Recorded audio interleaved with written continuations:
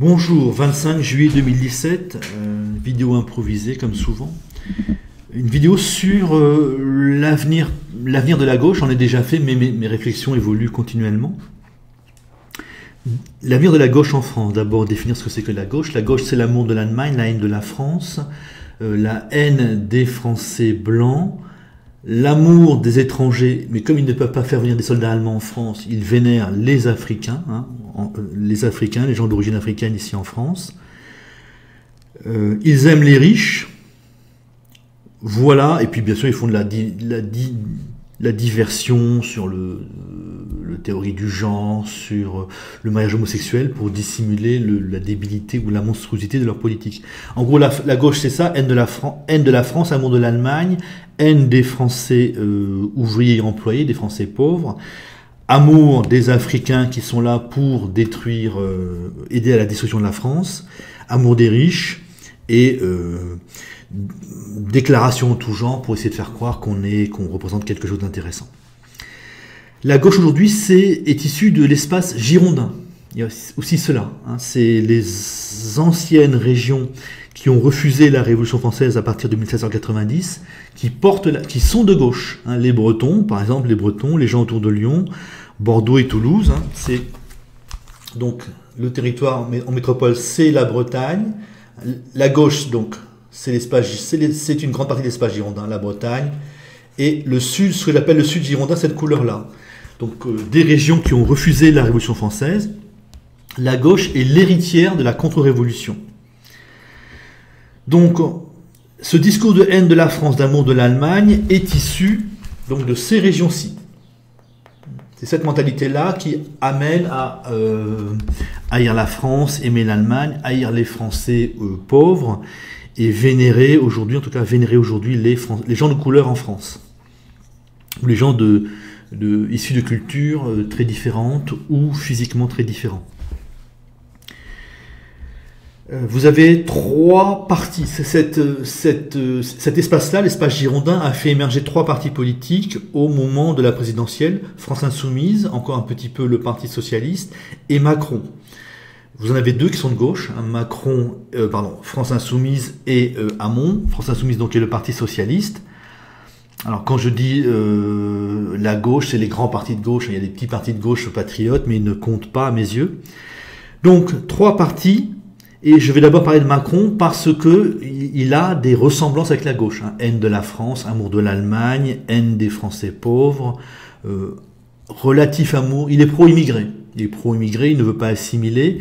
Mais la différence entre Macron et les gens de gauche, c'est que Macron méprise tous les pauvres, y compris les Français de couleur, y compris les gens de couleur. Donc c'est une grande différence par rapport à la gauche, mais vous voyez bien que sur pas mal de choses, ils se ressemblent. C'est la même mentalité, c'est le même territoire, c'est la même mentalité. Donc amour de l'Allemagne, haine de la France, haine des Français pauvres. Donc Macron est très différent de la gauche en ce sens qu'il méprise tous les pauvres, et c'est très important. Il n'encourage pas les Français de couleur à haïr les Français pauvres ou les Français blancs pauvres. C'est, je pense, une énorme différence par rapport au Parti Socialiste et par rapport à France Insoumise ou à la France Insoumise de demain. Le Parti Socialiste, donc le premier parti de gauche, le Parti Socialiste, lui, a fait 6% aux dernières présidentielles. Et 29% en 2012, à la présidentielle de 2012. Il a éclaté, 10% à peu près son parti à France Insoumise et 10% sans doute son parti chez Macron. Ce qui s'est passé, c'est que la pauvreté a tellement augmenté que le PS, qui était le grand parti de cet espace-là, l'espace girondin, n'a pas pu concilier à la fois les cadres et les ouvriers et les employés. Ça n'a plus été possible. Le PS était le grand parti de gauche de ces régions-là. La pauvreté a tellement augmenté que les ouvriers et les employés ont été assez nombreux à aller chez France Insoumise, et les cadres, eux, ont décidé d'aller chez Macron. Donc il y a vraiment une implosion logique du Parti Socialiste. Ce n'est pas un hasard s'il a fait un si mauvais score. Il a été écartelé donc entre la gauche et le centre. Ceux qui ont de l'argent au PS, les cadres, sont allés au centre, et ceux qui n'ont pas d'argent au PS ont été assez nombreux à aller chez France Insoumise. Et comme la pauvreté ne cessera d'augmenter, comme les inégalités ne cesseront d'augmenter sous le quinquennat Macron, le PS n'a strictement aucune chance. Il n'a aucune chance de remonter en puissance, il n'a aucune chance de revenir au pouvoir en 2017. Ça n'est pas possible. Sa division n'est pas due au hasard, elle est due à l'augmentation continuelle de la pauvreté et de la précarité. Les ouvriers et les employés de ces régions-là, des régions girondines, ont commencé à sérieusement lâcher le Parti socialiste.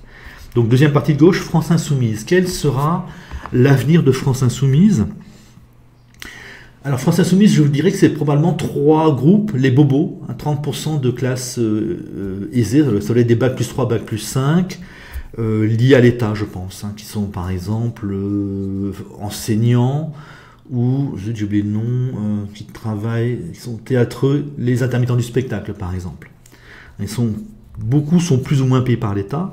Ils sont 30%, c'est énorme. Parmi les électeurs, ils sont 30%, c'est énorme. Ils font le discours, à mon avis.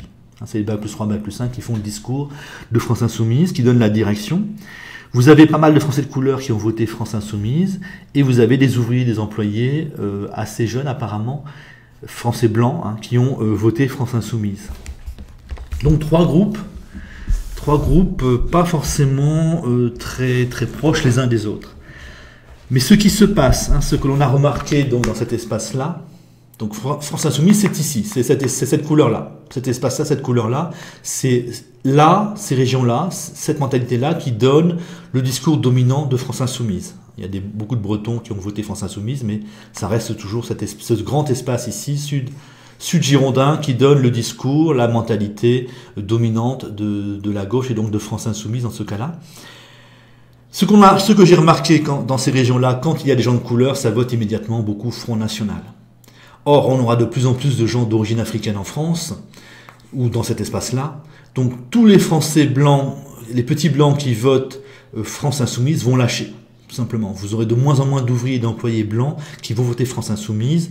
Et France Insoumise, ce sera de plus en plus le parti des bobos de gauche et des Français de couleur. Donc, comme ces bobos de gauche haïssent la France, vénèrent l'Allemagne, haïssent les Français, vénèrent les gens de couleur, et ont tendance quand même à jeter les Français de couleur contre les petits blancs, eh bien France Insoumise, qui sera de plus en plus composée de bobos de gauche et de Français de couleur, France Insoumise risque de se spécialiser quand même dans la haine du petit blanc. France Insoumise, de plus en plus, comme c'est des Tsipras en réalité, c'est des gens qui n'ont pas de volonté de changer les choses, ils sont pro-allemands, ils sont anti-français, ils méprisent les Français pauvres.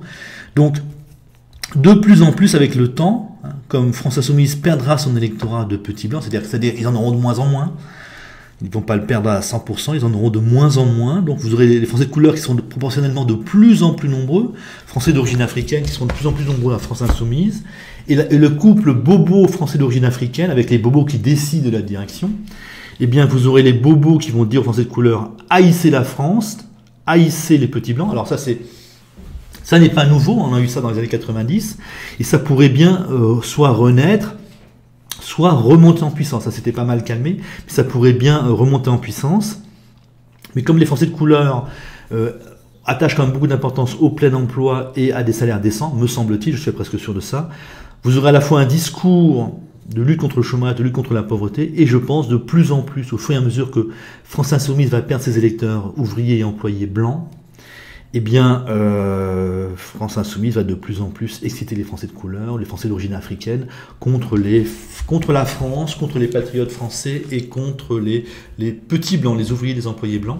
Alors je rappelle pourquoi France Insoumise va perdre ses électeurs blancs, ou ses ouvriers, ses employés blancs, parce qu'ici on a remarqué que quand il y a des gens de couleur, hop, ça vote Front National, beaucoup, S'il n'y a pas de gens de couleur, les ouvriers, les employés votent pas mal France Insoumise. Dès qu'il y a des gens d'origine africaine, eh bien, le Front National fait de gros scores. Donc, comme on aura de plus en plus de gens d'origine africaine dans cet espace-là, et en Bretagne, ça sera probablement la même chose, eh bien, vous aurez de moins en moins d'ouvriers et d'employés blancs qui vont voter France Insoumise, et donc France Insoumise sera de plus en plus un parti de bobos de gauche avec des Français de couleur. Donc, on peut s'attendre à un PS qui est fini, définitivement terminé, et à une France Insoumise qui, année après année, un petit peu à la fois, c'est sur 15 ans, 20 ans, qui va peut-être de plus en plus se spécialiser dans le vote français d'origine africaine, en disant aux Français d'origine africaine, haïssez la France, pour vous soumettre à l'Allemagne, haïssez la France et haïssez les Français patriotes ainsi que les ouvriers, les employés blancs, Français blancs. Bien évidemment, ça c'est sur 20 ans déjà, et bien évidemment il peut se passer des choses. Le racisme allemand peut devenir visible, et ça va détruire ou sérieusement choquer France Insoumise. Les bobos de gauche peuvent tout d'un coup, ou un peu à la fois, changer de discours. Je ne sais pas si c'est possible. Qu'est-ce qui amènerait les bobos de gauche à cesser de haïr la France et les petits blancs? C'est certainement leur appauvrissement. Mais les bobos de gauche, normalement, seront pauvres après les ouvriers et les employés. Donc en tout cas, si les bobos de gauche deviennent pauvres, ils vont changer de discours.